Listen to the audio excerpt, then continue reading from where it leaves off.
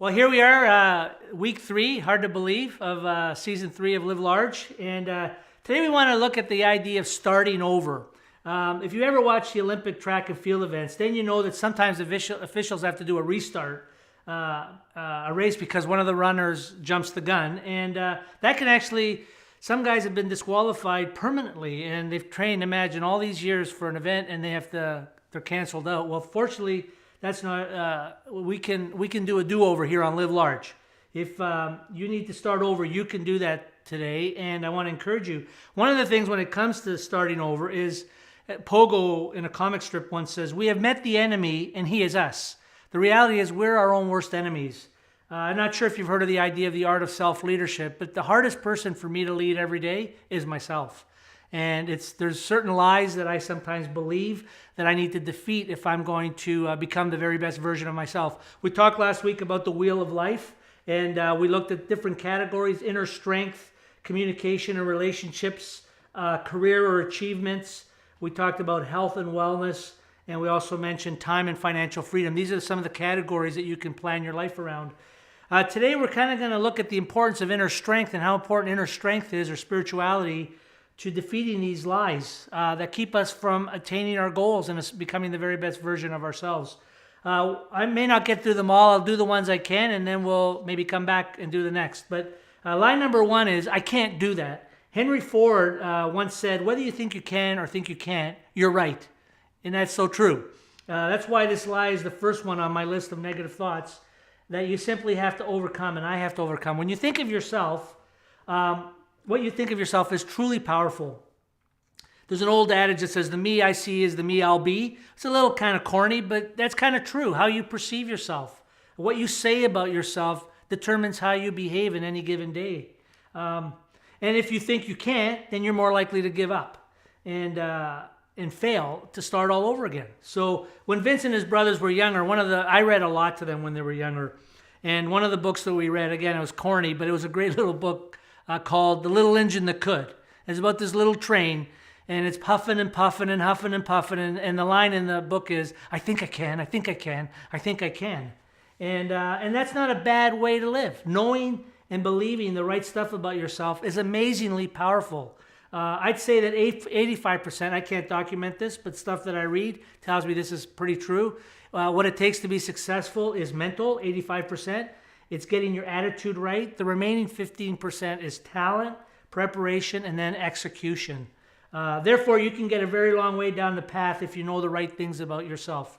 I like this little expression: know who you are, like who you are, be who you are, and don't poop on yourself. How do you like that? Know who you are, like who you are, be who you are, and don't poop on yourself. And get away from people who poop on you.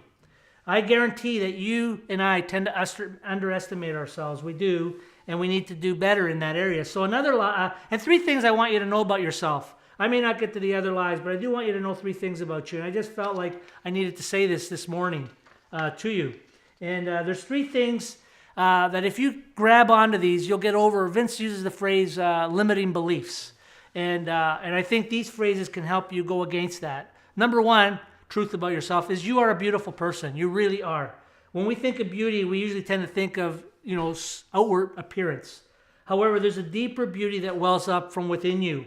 You are beautiful. Do you believe this, or does it make you cringe a little inside? If you're a guy, especially. Guys tend to react to this kind of talk. But the reality is you are a beautiful person.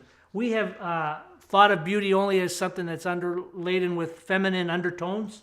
But the reality is all of us are magnificent people, and I believe made in the image of our Creator. That's the most powerful truth in the world, that we're image bearers. One of the sentences I learned years ago was, the ultimate good in life is to treat something or someone according to their true value. So start treating yourself according to your true value. The second belief that you need to believe about yourself is that you were made for greatness. There is a greatness inside of you and me waiting to come out. Your job in life is to find what this is and to share it with the world. Of course, until you know that you were made for greatness, it's hard to discover what that greatness is. How can you find something that you don't even know exists? It's possible that you could just stumble upon it, but if you did, you might not even recognize the value of it. That's why knowing deep inside that you were made for greatness and doing all that you can to realize your full potential is crucial to living your very best version of yourself. And so there are places and people you can get with that'll help you affirm what that greatness in you is. And third, you are enough. We often kill our success by doubting that we have what it takes to be supremely successful at our dreams. Have you ever had a great idea that you failed to act upon because of self-doubt? Later, did you find out that someone else was actually doing what you had thought about doing, but they actually acted on it? They didn't let their self-doubt get to them. The reality is you are enough, and I am enough, and I'm glad for the people in my life who've affirmed that in me. Another lie that you need to think about is I always mess things up.